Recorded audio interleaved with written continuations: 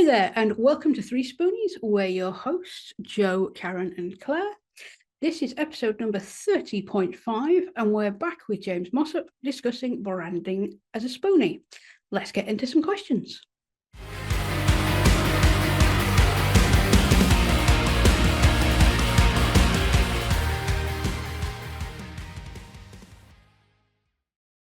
Are you drowning in admin? Struggling to keep up with emails, invoices, social media, or the endless to-do list that comes with running a business? Then it's time to call in Vicki Admin Fairy, an award-winning virtual assistant who brings order to admin chaos. Vicki works with all entrepreneurs, regardless of their background or abilities, to take care of the time-consuming tasks that slow you down.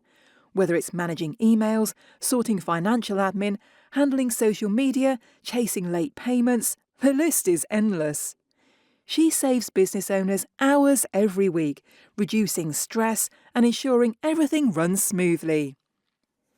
With 25 years of experience, a flexible, client-focused approach, and a reputation for going above and beyond, Vicki adapts to your needs, making your business more efficient so you can focus on what you do best.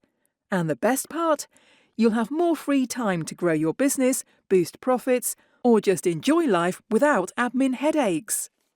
Want to free up your time and get your business running more smoothly? Visit www.vickyadminfairy.co.uk or email hello@vickyadminfairy.co.uk to find out how Vicki can help you. Hi, I'm Joe from Bright Cat Business Solutions. I'm Karen from Pony. And I'm Claire from Sparkle's Gift Boutique. And together we are 3Spoonies navigating our way through life and business with not enough spoons. Very much not enough spoons. We are back with James Mossop. James, would you like to remind us who you are and what you do? Yeah, so I'm James Mossop from the Pink Octopus, a logo and branding specialist. Ideally, I'm working with new startup businesses which are looking for that logo, looking for that brand to be developed.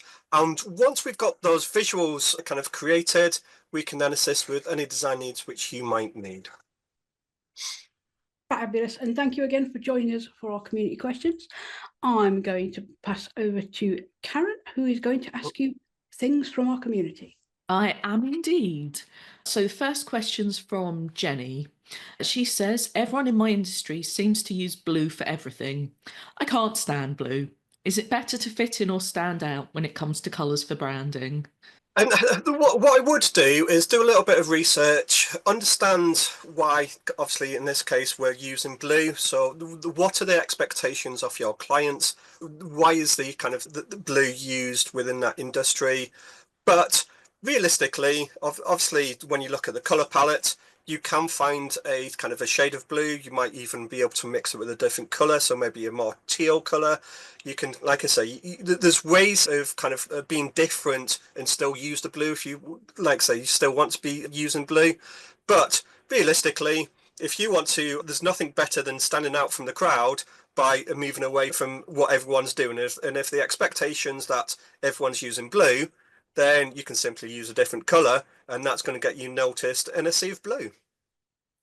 It's very true. Possibly a literal sea of blue. That's quite a lovely image there, with a little floating bit of orange, maybe. Who knows? Contrast.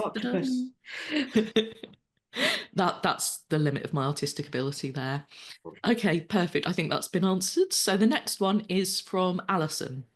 Alison says, I have two different businesses. Should I keep all the branding completely separate, or should I link them, e.g. Alison's Events and Alison's Crafts? Again, I think you probably need to sit down and understand, obviously, what you do and who you're doing it for, and if there's any kind of crossover. So if there's a kind of a crossover, if you think you might be able to attract a client from A into kind of the business B, then it might make sense to be able to kind of share identities. It could just be that there's a kind of a commonality which you can pick up. So it might be that you're using the same font for the two businesses, using the same color, or like I say, you can do something which ties them together if you think they're into kind of linkable. If they're completely totally different and you don't think the clients in, like say, business A are going to be your clients from business B and vice versa, then I think you've probably you can open it up to be more creative. It can stand up on its own 2 feet as such, and be almost kind of be very independent from each other. So again, I think it's probably, there's no right or wrong answer. I think it comes down to you and what you think is probably going to be the best approach. But if they're relatable, yes, keep them connected. If not relatable, then you don't need to. Seems logical. And the last question is from Kira. Kira says, people often remember my business name, but not my name. People have said it's a problem. Is it? If I didn't have the Pink Octopus, I would be a bald fella, overweight, and in his mid-40s. And I would probably become quite forgettable.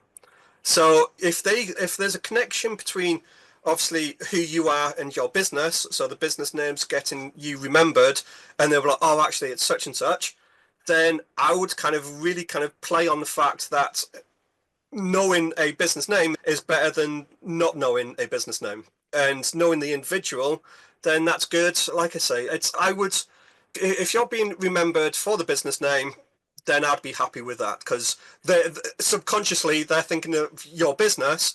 It might just take a little bit of deep diving for them to remember what you're called. Okay, thank you very much. That's our questions all answered. I like that. I mean, we've known James for a good few years now, and he's still the Pink Octopus man. Yeah. We do know he's called James, though. Thankfully. Both can be true. He's always memorable because of Ollie. Yeah. It's kind of, we've never forgotten James's name, but it's whenever we get the conversation going, I think when we've been networking before and someone's talked about branding. And this is it. And then I'll give you a quick example, actually. So obviously on Zoom, I've got my virtual background and I've got Ollie the Octopus on my shoulder. So when I went to a networking thing, it was at the height of lockdown, and you must have had, 60 people on the screen. So your little thumbnail is only really tiny. You can't really see who's on the screen. And I actually did a test. Instead of having my octopus next to us, I just had a blank screen. And there was a woman on there which I normally used to chat to. And when the event finished, she actually sent me a message saying, I hope you're all okay. I didn't see you on the networking event. Just like I say, reach out if you need a chat. And I replied back, what, the networking event, which we've just spent 2 hours on, you didn't see me? And she's like, no, I didn't see the Pink Octopus. So again, I think having something which people can remember you for, I always talk about that hook. Now, it's dead obvious for me because I'm the Pink Octopus and I have a Pink Octopus.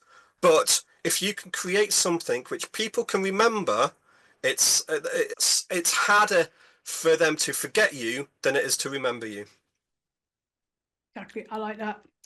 Well, thank you, James, for coming to join us again. Please plug something for us. What do you want people to go get for you? Well, that's it. So I mentioned last time about the Valentine's offer. That will be kind of running for the whole of kind of February. So if you've got a logo which you're stuck with and you don't know how to use, or you haven't got the right assets, that I can kind of help you with that point of view. I also kind of doing a design audit. So again, it could be, the bigger picture is obviously we start at the kind of the logo and branding, and then we look at what you're kind of producing from your social media content, the graphics which you're using. It could be email marketing. So whatever you're doing, we'll have a look at the audit just to make sure it's all scratch and everything should be how it should be. So again, it could be, we might find out you're using a different type of color, or you're using a different kind of font in a particular kind of area. So like I say, I'll just kind of go in and just make sure all that's correct. And then that way we can kind of address any issues which you might have. Fabulous. Thank you again for joining us. And thanks for joining us 3Spoonies on episode on branding, community questions. We'd love to know your thoughts in the comments and any questions you might have. And we may even pass them on to James if there's James specific. If you have enjoyed this episode, please subscribe for our weekly podcast and leave us a review. You can find us on all the social media except X, Twitter thing, because it's a dumpster fire. Karen says no. And we'd love if you could join us in the Business Success Network for Disabled Entrepreneurs Facebook group. You can also buy us a coffee if you like what we do. Links for everything, including James, are in the show notes. And we will see you next week for our next topic on lazy marketing. Have a great day and keep track of your spoons.